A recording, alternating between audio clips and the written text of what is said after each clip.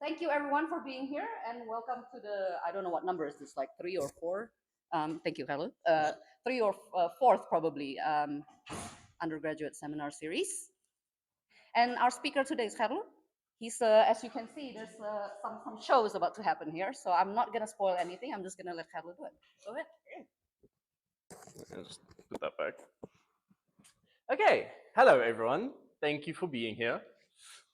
Today we're going to be exploring a hypothetical world where we manage to build a machine that can swap two people's bodies, swap their minds with their bodies, right? Now, we have some fun with it, we play around, we try and switch back and we realize, oh wait, the same two bodies can't go into the machine a second time.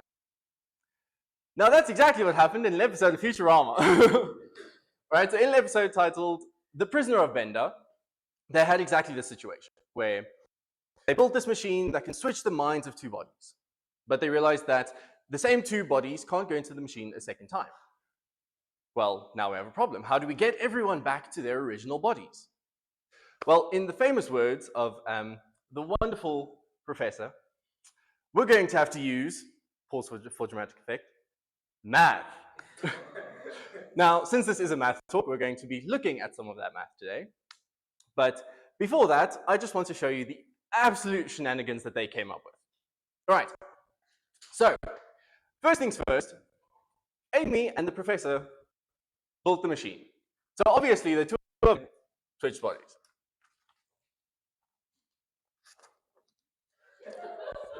Wonderful demonstrations, right? Beautiful, beautiful, beautiful, beautiful. And then immediately after that, Bender and the professor switch bodies.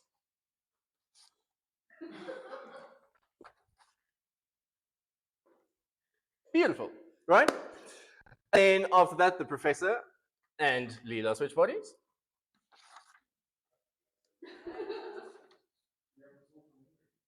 No, I have my little cheat sheet right here. No. Then Amy and the wash bucket switch bodies. This is the wash bucket's mind, by the way. So Amy and the wash bucket switch bodies. Then Fry and Zoidberg switch bodies. Woo!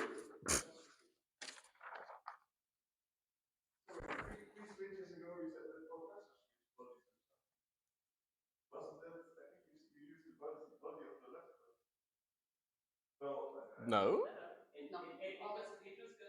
Okay. Fry and Zoidberg switch bodies, and then the Emperor and the wash bucket switch bodies.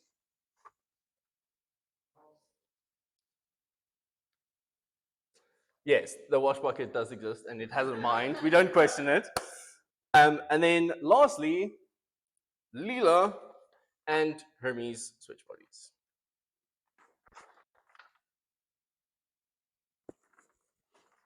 Right. So the top row represents the people's minds, and the bottom row represents the people's bodies. And as you can see, this is an absolute mess. All right. So they eventually derived a theorem that said, in order to get everyone back to their original bodies, we need to add just two people. All right. Now, before we actually get to the proof, we need a way to represent this. So we're going to be using some group theory. But for those who aren't familiar with group theory, we're going to define a few concepts first. So, first things first, we need to know what a permutation is. You can't actually see here, so here.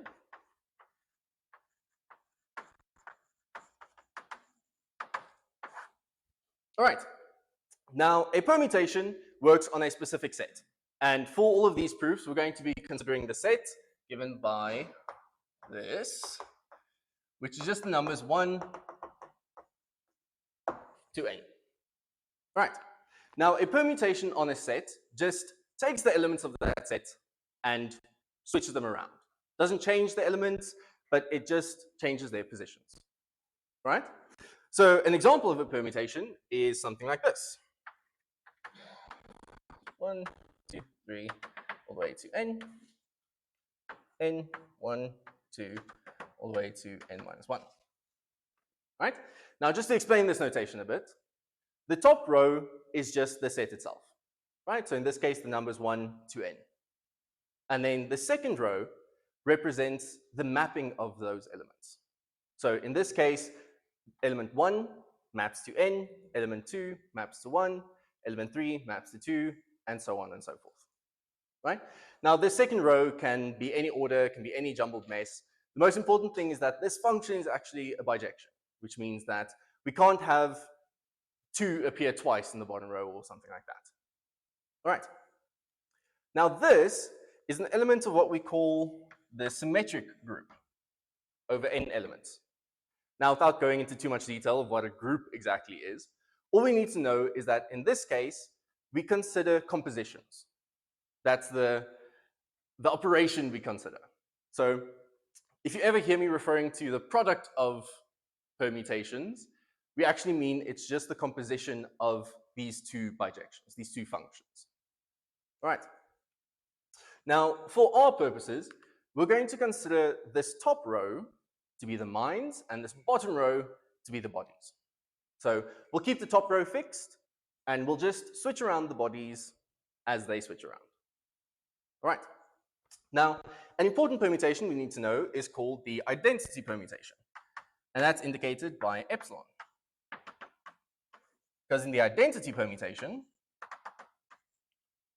nothing happens, right? 1 maps to 1, 2 maps to 2, 3 maps to 3, all the way to n maps to n.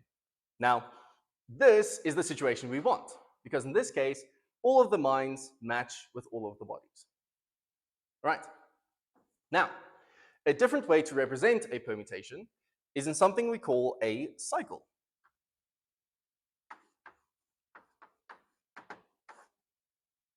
Now, a cycle basically just takes this permutation and condenses it down to one row. Now, for this specific example, we can just write the cycle, and I won't do the splits again. We can just cycle as n minus 1, all the way to 1. So what this means is that now n maps to n minus 1, which is exactly what we had here. N minus 1 maps to n minus 2, which is what we would have here. All the way to 2 maps to 1, which is exactly what we would have here. And then 1 maps back to n, which is what we have here. All right.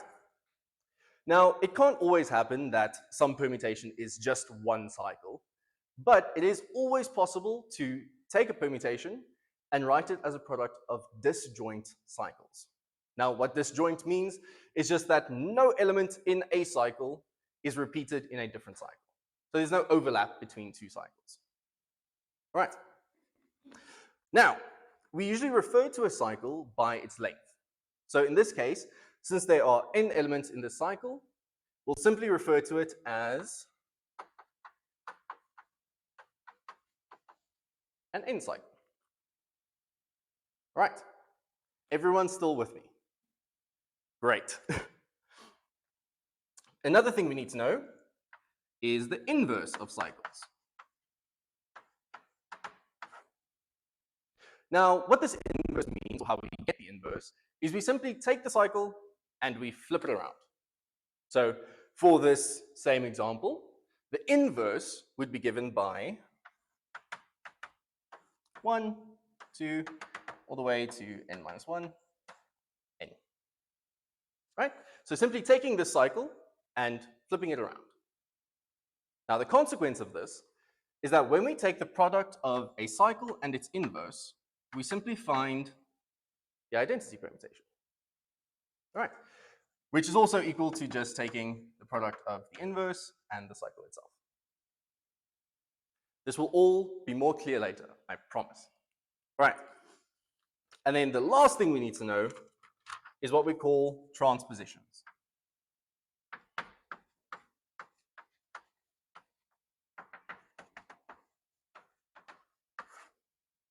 Now, transpositions are simply two cycles, meaning cycles of length 2. So a transposition can be given by something like A, B, where simply now A maps to B and B maps to A. Right. Now, transpositions are going to be very important for us because we said that two bodies go into the machine and they swap. So all of these switches we're simply going to represent with transpositions. All right. Now, keeping this in mind, let's go and write this mess in what we just defined. All right. Now, the thing with taking the product of different permutations is we actually work from right to left. Since we're taking compositions, that makes sense. So I'm actually going to be writing from like the last switch to the very first switch. Right. So we define the permutation pi to be the result of all of these switches. Then pi is given by HL, where Hermes and Lila switched. Then EW for the emperor and the wash bucket. FZ, and we continue like that to get this whole mess of letters. All right. Now we can actually go and write this as a product of cycles, right? The way we do that is we simply consider how one object, or one person in this case, maps to another. So we can go and write this as follows. Say we consider Amy first. Yes, the product of disjoint cycles. Yes, I apologize. The product of disjoint cycles in this case. So if we consider Amy first, then we see, okay, we start from the right and we work our way to the left, and we see Amy maps to the professor. So now we consider the professor. Okay, well, the professor eventually maps to Lila. Now we consider Lila. Eventually, she maps to Hermes. And that's the end of it. So we see that Amy eventually maps to Hermes. Then we do the same process, and we say, okay, well, Hermes, Hermes, Hermes, Hermes, Hermes, Hermes, Hermes, Hermes, Hermes, Hermes, Hermes, maps to Lila. Great. So Hermes maps to Lila. And then we continue that process, and we eventually find P, B, E, W.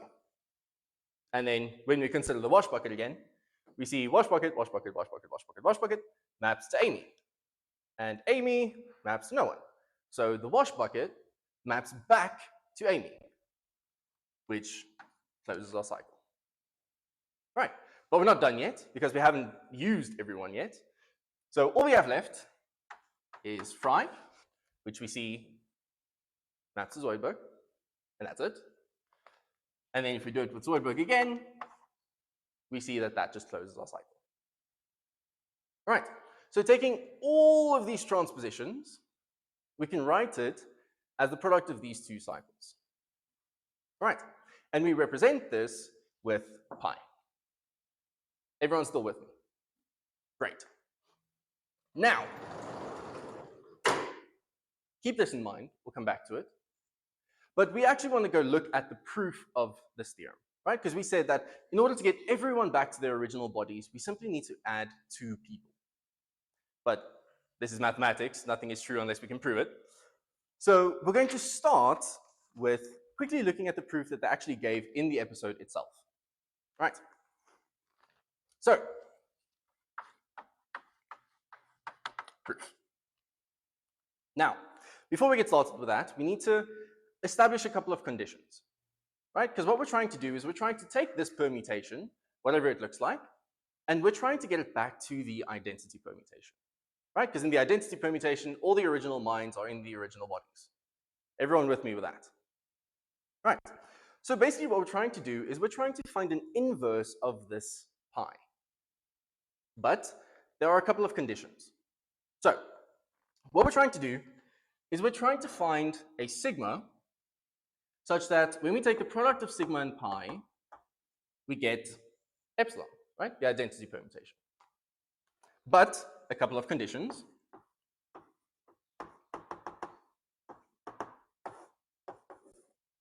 First things first, we said that no pair of bodies can go into the machine a second time.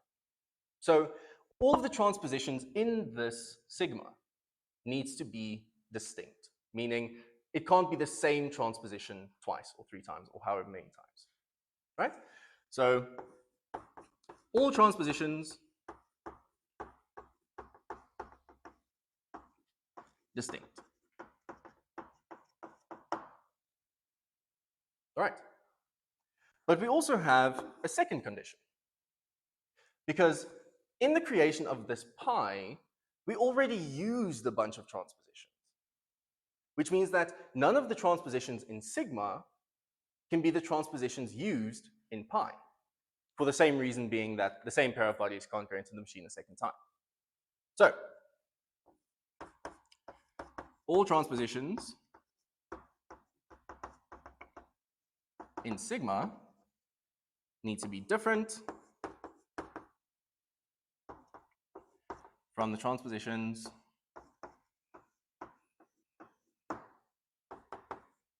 in pi. All right, everyone with me? Great. So, the proof in the episode starts by saying the following. Let pi be some k cycle. Right? Now we said pi represents the permutation after doing all of the switches. Right? And they say let this just be some k cycle, specifically on the set n that we defined, right? With the numbers 1 to n. Then they say, without loss of generality, we can just let pi be equal to 1 to k minus 1, k plus 1, all the way to n, and it maps to 2, 3, k 1, k plus 1 to n. Right? So now we consider this to be our pi. Then they say, okay, well, let AB just represent the switching of the bodies A and B, right? Exactly like we've been saying this whole time. Then they say, by hypothesis, we know that this pi is generated by a product of distinct cycles, right? Distinct transpositions. Specifically on that set N, right? Then they say, we introduce these two new bodies that we need to get everyone back, and we simply denote it as X and Y, right? Then we go further, and we write pi star to be 1, 2, k plus 1, n, x, y, with exactly the same 2, 3, k plus 1, no, sorry, that should be just 1, k plus 1, all the way to n, x, and y. Right? We write pi star to be this. Great. Then they say, okay, for every I from 1 to k, we just write, and stick with me, this is a long thing, sigma to be x1, x2, all the way to xi, y, I plus 1, y, I plus 2, yk, x, I plus 1, y, 1. We just make sigma that. Great, right? Easy, simple, makes complete sense. And then we say that since all of these transpositions contain either an x or a y, right? All of these transpositions are different from the ones used to create pi. Because the transpositions to create pi simply consist of the elements 1 to n, right? So all of the transpositions in sigma are different from the ones used to create pi. So condition 2 is satisfied, right? Then they go further to say, well, 1 is not 2, 2 is not 3, all the way to I plus 1, blah, blah, blah. So all of these transpositions are also distinct from each other, right? Condition 1 satisfied. Great. Well, if we then just go and take sigma pi star, we find the permutation 1, 2, all the way to n, x, y. And then this is 1, 2, n, y, x. Right, so if you just consider the product, then we find this. Right. But at no point did we actually use the transposition xy. Right, so the two bodies x and y never actually went into the machine. So now that we have this, all we need to do is just switch x and y. And then we get back to the identity permutation, right? And then they go further to say, okay, well, since it works here, let pi be some arbitrary thing, and then it works. I don't know about you, but that feels very iffy to me. Because in this case, it just feels like we're considering a specific example and not really anything else, right? The proof works, nothing wrong with it, but I was unsatisfied. And so I went and looked at a bunch of different papers that there are a surprising amount of papers published specifically for this theorem. And so I found a proof that I think, personally, I enjoy a lot more. And we're going to be looking at that one instead. So, forget about this.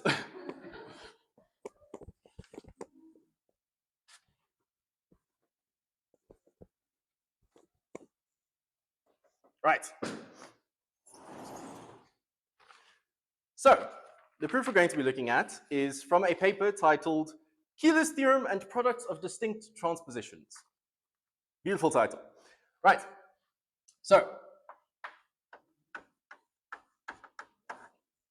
first things first, we once again say that we consider the different characters to be the numbers 1 to n, right? We consider pi to be the product of transpositions representing all of these switches, right?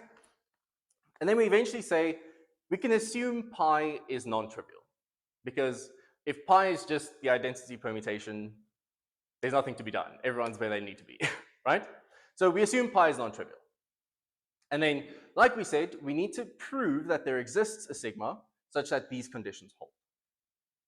Right. Now, the paper goes further to say, let's say it's been a couple of days since everyone switched. You know, no one really wrote down what the sequence was. No one remembers.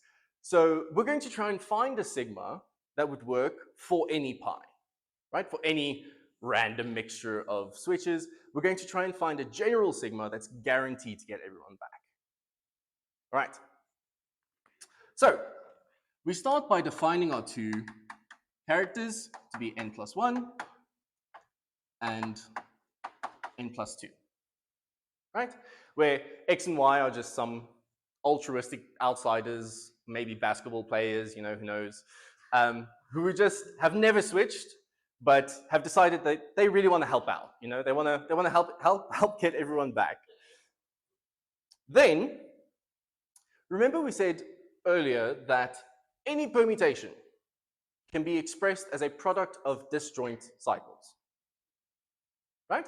So we're going to use that fact, and we're going to say, okay, well, let pi then be equal to C1 all the way to CR, right? Where C1 all the way to CR are just non-trivial disjoint cycles.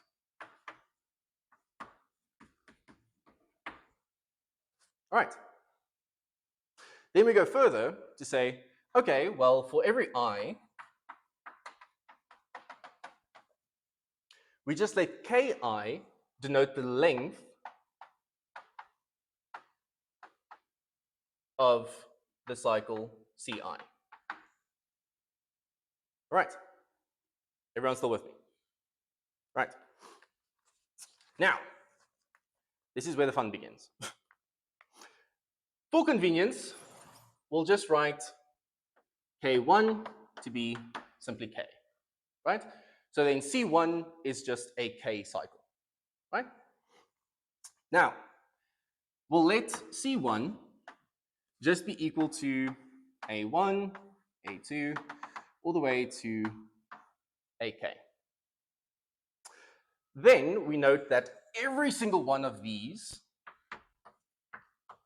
is simply an element of this set 1, 2, all the way to n, right? Because since pi is simply some combination of these, right, a permutation on that set, we know that all of the cycles would then also be cycles on that set, right? Then we go and define a sigma 1. And once again, give me a second, which is just x a1, x a2, all the way to x ak minus 1, y ak, x ak, and y ai. Right? So once again, a product of transpositions, where now we just have x with all of the elements up to the second last one, then y with the last element, x with the last element, y with the first element. All right. Now, once again, all of these transpositions contain either an x or a y, which means it's distinct from the transpositions in pi. So condition 2 is satisfied. Right? And once again, a1 is not a2, is not ak minus 1, blah, blah, blah. So all of these transpositions are also distinct. Right. So both conditions are satisfied for sigma 1. Furthermore, none of these transpositions is the transposition xy. Right?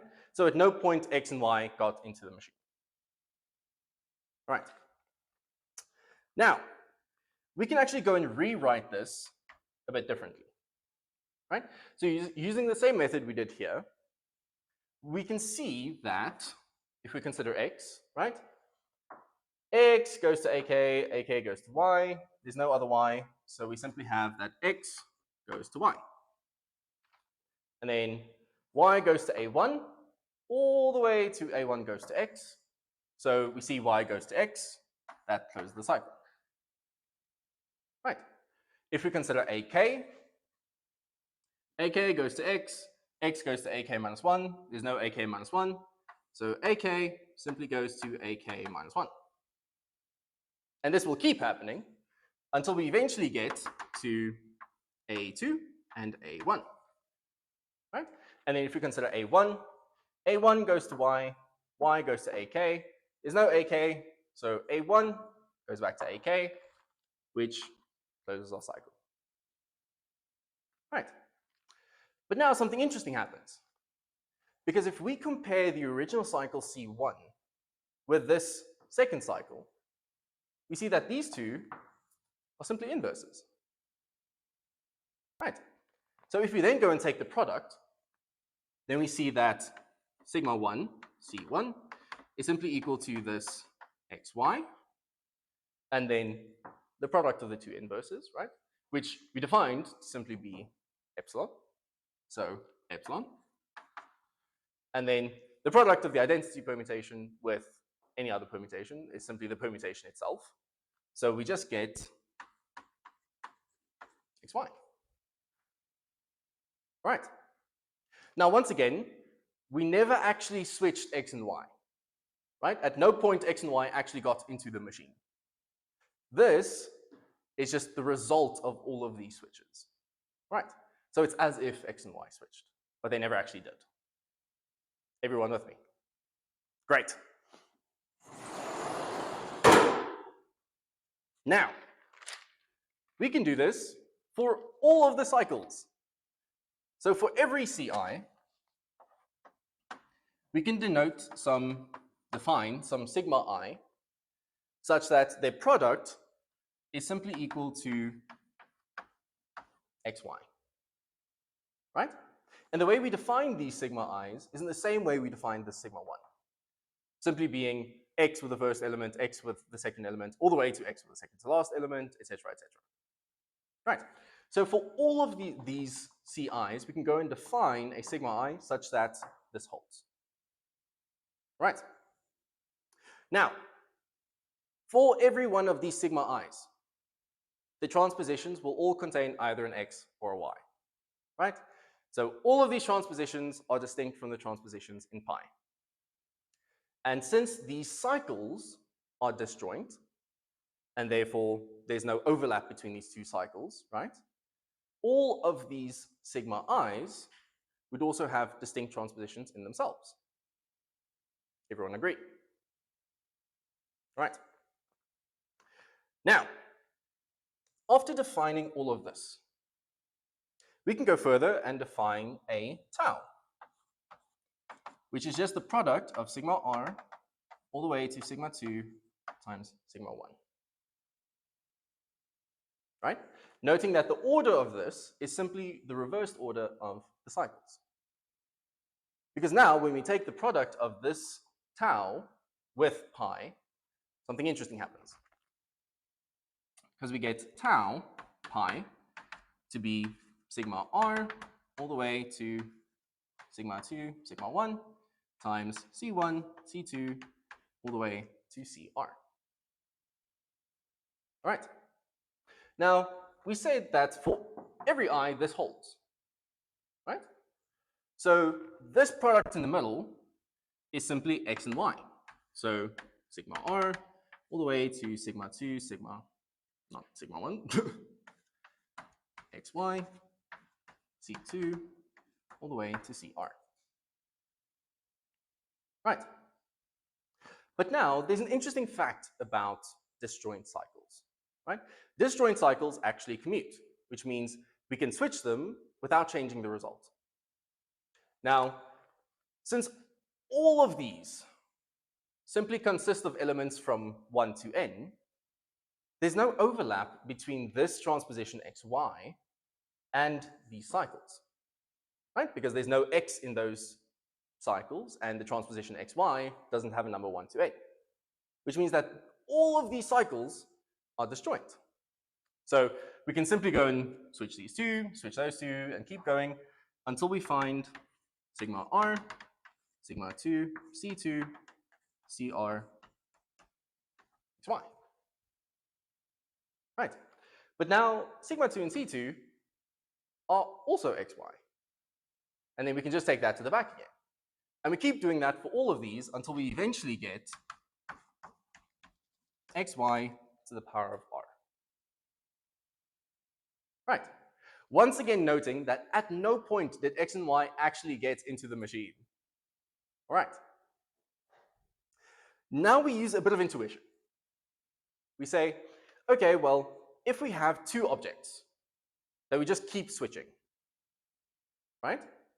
If it's an even number of switches, then it switches back, nothing happened, right? So if r is even, then this is just epsilon, right? The identity permutation. But if r is odd, then we switch, and they're not the same, right? So if r is even, we're done. If r is odd, all we need to do is just go and switch x and y again. All right. So we can finally define our sigma to just be xy times this tau, right? If r is odd, or simply this tau if r is even. Because that way, when we take the product of this sigma with pi, we get this result, which will either be epsilon or xy, which if we multiply with xy is just epsilon. Right. And that completes the proof. Now, this felt a lot better, in my opinion. I don't know if you would agree. But of course, theory is nothing if not put into practice, right? Now, yes, I am, exactly. How do you know? It's actually very interesting. The paper went on to refine Keeler's method, right? Because this theorem is known either as Keeler's theorem or as the Futurama theorem. Now, the paper actually went on to refine it, to show that this algorithm, this method, doesn't actually have the optimal number of switches, right? It's possible to go and define it so that you actually use less switches. However, this is still optimal when r is equal to 1 or r is equal to 2. The good news is, in this case, r is equal to 2. So we're going to be using this method. All right. So,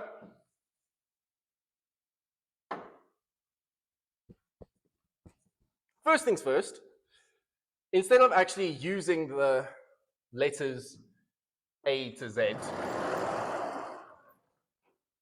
we'll just go and denote them with 1, 2, 3, 4, 5, 6, 7, 8, and 9. All right, this is just for simplicity's sake because I did not feel like writing out a bunch of capital letters. So one is Amy, yes.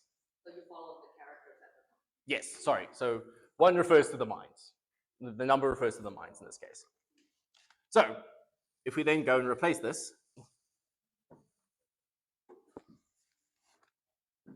we find, and I do not have this dedicated to memory, so 1, 5, 6, 7, 2, 3, and 8. And then 4 and 9. Right, so these are our 2 cycles, or C1 and C2, as described in the proof. Right. So let's have a look at what would happen if we actually apply this theorem, right? We say C1 is equal to 1, 5, 6, 7, 2, 3, and 8. You can't see it, but it's there, so it's fine. Right? Then using the same way we define sigma 1, we're going to go here and define a similar sigma 1, where we just have x with the first element, x with the second element, x with the third element, all the way to x, 7, x, 2, x, 3, y, 8, x, 8, y, 1. All right. And then, using the same method, we can go and find this to simply be x, y times 8, 3, 2, 7, 6, 5, 1. Right, which once again is just the inverse of that cycle. So, taking the product of these two, we find sigma 1 C1 to simply be xy epsilon, which is simply xy. Right? Then, there you go. Considering C2, this one is a lot shorter, right? Then sigma 2 would simply be x4, which is already the second to last element. So we immediately go over to y9, x9, and y4.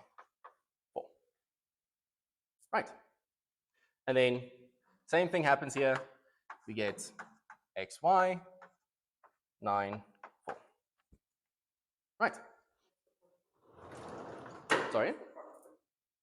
No, not yet. Because then if we take the product, sigma 2 C2, then we once again just find xy epsilon, right?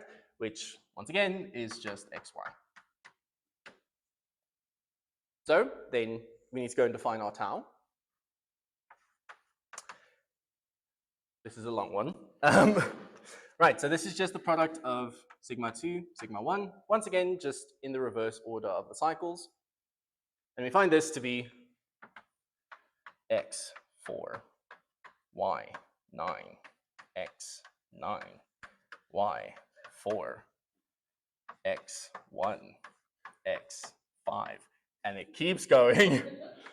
x6, x. This is the row operations all over again, actually. x3, y8, x8, y1. Horrendous. Okay. But we see that these are all the switches we will have to go and do. Right. And then, if we just go and take tau pi, which is once again sigma 2, sigma 1, C1, C2, right? We find this to just be sigma 2, xy, C2. Once again, these two are disjoint, so we can commute them, which means we get sigma 2, C2 times xy. This is also xy, which means we just get xy squared. Switching an even number of things, two things, an even number of times is simply epsilon, right? So we just get the identity permutation as we needed. Right. And if you have a look at all of this, you'll see that none of these are these transpositions, right? If you go and substitute in the numbers instead of the letters. And similarly, none of these transpositions repeat, which means that our conditions are satisfied. Right. Now, here we had to use a total of 13 different switches, right? In this case, it's actually possible to go and do it with only 9 switches. The secret lies there, right? But that one I'll leave you to do. Yes, you got some homework to do. You've got some homework to do. It is for marks, yes. I will need you to please supply a hard copy, actually. Before we open the floor for questions. I will conclude with the wise words of the professor. And they say pure math has no real-world applications. Thank you.